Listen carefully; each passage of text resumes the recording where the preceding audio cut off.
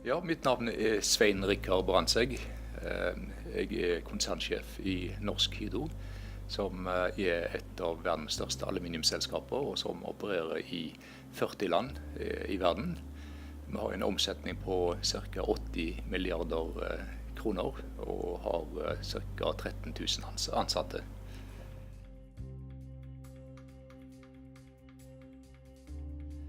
Min utdanning har jeg tatt her på Gløshaugen, så materialteknologi har jo vært mitt hovedfag. Og jeg har stor glede av å ha doktorgraden innenfor materialteknologi, for det har åpnet en del dører underveis, ikke minst når det gjelder kontaktnett innenfor vår industri. Jeg har jo alltid hatt bruk for studiet mitt, fordi at vi jobber med materialer. Aluminium er faktisk det raskest voksende metallet i dag. Og når jeg da skal snakke med kunder som for eksempel BMW, Mercedes, Tesla, som jeg har hatt møter med nå siste uka, så er det nyttig også å ha kunnskap innenfor materialteknologi, også i den stillingen jeg har i dag som konsernsjef i Hydro.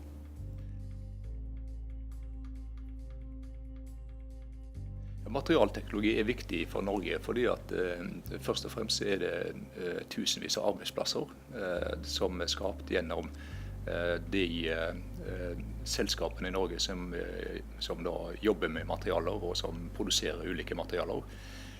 Vi har, hvis du sammenligner eksportverdien av for eksempel aluminium, så er det den tredje viktigste eksportvaren fra Norge, etter petroleum og fisk. Materialteknologi er veldig viktig for landet, for velferdssamfunnet i Norge, for videreutvikling av velferden her til lands. Det er viktig for kompetanse og teknologi, og vi har veldig spennende jobber rundt omkring i Norges land.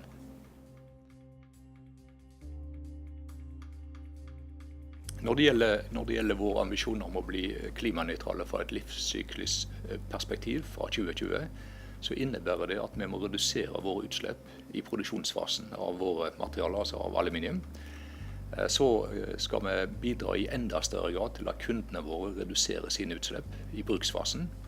Og så det tredje er å øke resirkulering av aluminium. Når vi resirkulerer aluminium, så bruker vi bare 5% av opprinnelig energiforbruk. Så det er veldig gunstig fra et klimaperspektiv. Men vi er i ferd med å nå den målsettingen her faktisk før 2020. Så vi ligger godt an sånn som det er i dag. Og det er jo takket være det at vi baserer vår produksjon her i Norge blant annet på vannkraft. Så uten fornybar energi så hadde dette vært veldig vanskelig.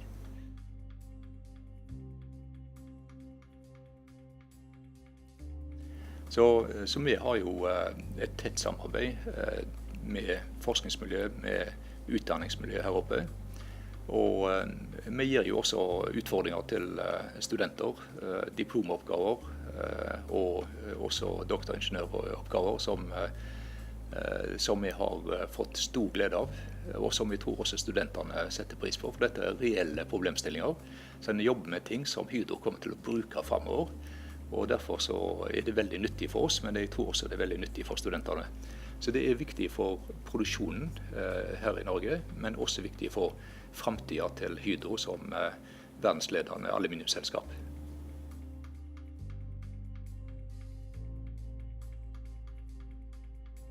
Ja, som materialteknolog så kan du egentlig jobbe i utrolig mange forskjellige typer industrier, fordi at vi omgir oss med materialer overalt der vi ferdes, og vi har veldig mange forskjellige selskaper i Norge i dag som er avhengig av materialteknologer. Enten det er petroleum, olje, gass, det er selvfølgelig da metallurgisk industri, inklusiv aluminium.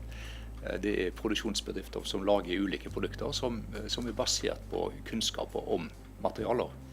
Så det er et veldig vidt spekter, og du kan til og med bli konsernsjef i Hydro når du har materialteknologi, så det er store muligheter.